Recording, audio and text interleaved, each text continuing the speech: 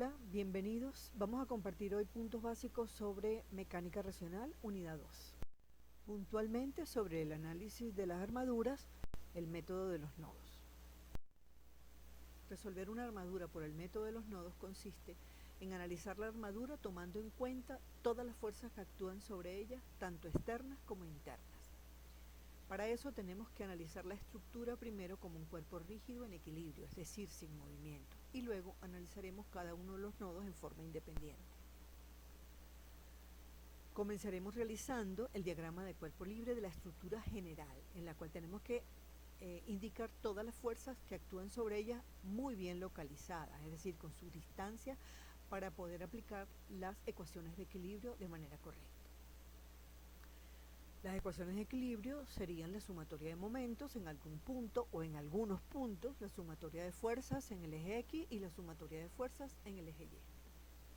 Para entenderlo mejor vamos a explicar el método de los nodos utilizando un ejercicio. Vamos en este caso a resolver el problema 6.1 del libro Mecánica Vectorial para Ingenieros Estática de los autores Viran-Johnston. El primer paso es ver la estructura como un cuerpo rígido. Al ser un cuerpo rígido, aquí vamos a ver que tiene las fuerzas externas que actúan sobre ella, más las fuerzas que producen los apoyos. En mecánica, los apoyos más utilizados son el apoyo empotrado, el apoyo fijo y el apoyo móvil.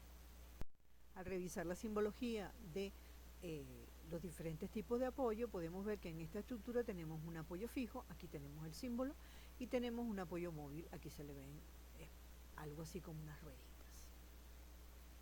Entonces, que el apoyo fijo va a restringirnos dos movimientos, el movimiento horizontal y el movimiento vertical. Entonces vamos a tener dos reacciones, la reacción que nos restringe el movimiento vertical y la reacción que nos restringe el movimiento horizontal. Por otro lado, el apoyo móvil solo nos va a restringir un movimiento que va a ser perpendicular a la dirección de movimiento de dicho apoyo.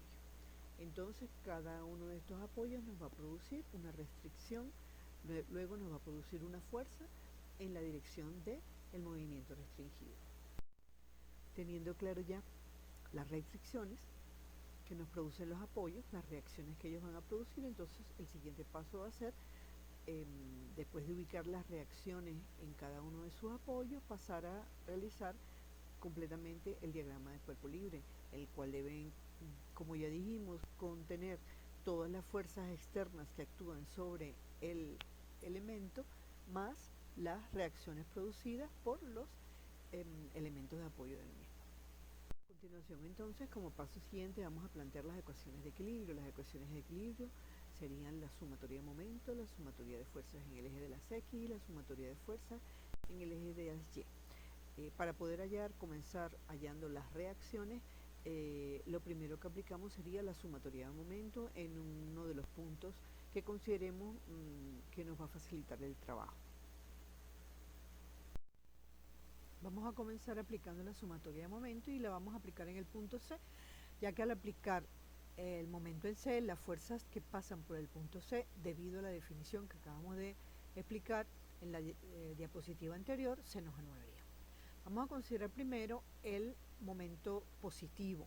Para poder realizar la sumatoria de momento tenemos que trabajar con direcciones. Entonces, si consideramos el momento que gira hacia la derecha positivo, tenemos que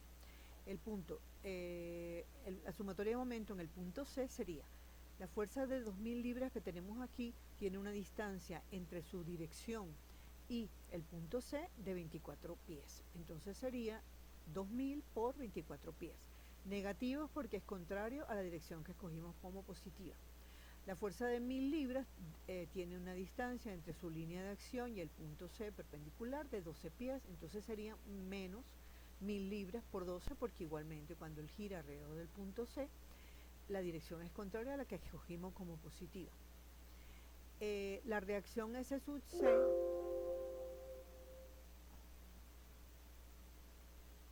pasa por el punto C, luego no produce momento, y la reacción R sub CX pasa por el punto C y tampoco produce momento. Nos queda la reacción E sub Y, cuya distancia es 6 pies. Entonces sería más, y cuando giramos alrededor del punto C, tendría un giro positivo.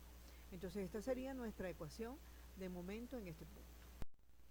Tenemos ya la ecuación de la sumatoria de momentos, pero para poder plantear un sistema de ecuaciones y hacer el despeje de los valores que necesitamos, tenemos que obtener otras ecuaciones. Entonces hallamos la sumatoria de fuerzas en X. La sumatoria de fuerzas en X, vemos que la única fuerza que tenemos en X es R sub CX, que es la reacción. Como es la única fuerza, entonces esa va a ser igual a 0. Luego planteamos la sumatoria de fuerzas en Y, que serían menos 2.000 libras, porque va en sentido negativo, menos 1.000 libras, que está en sentido negativo, más la reacción E sub Y, que va en sentido positivo, y la reacción R sub CY, que también está en sentido positivo. Ahora realizamos las operaciones matemáticas para ir despejando. En la sumatoria de momentos vemos que tenemos una sola incógnita, que es R sub Y. Aplicamos nuestras operaciones matemáticas y despejamos R sub Y, y nos da 10.000 libras.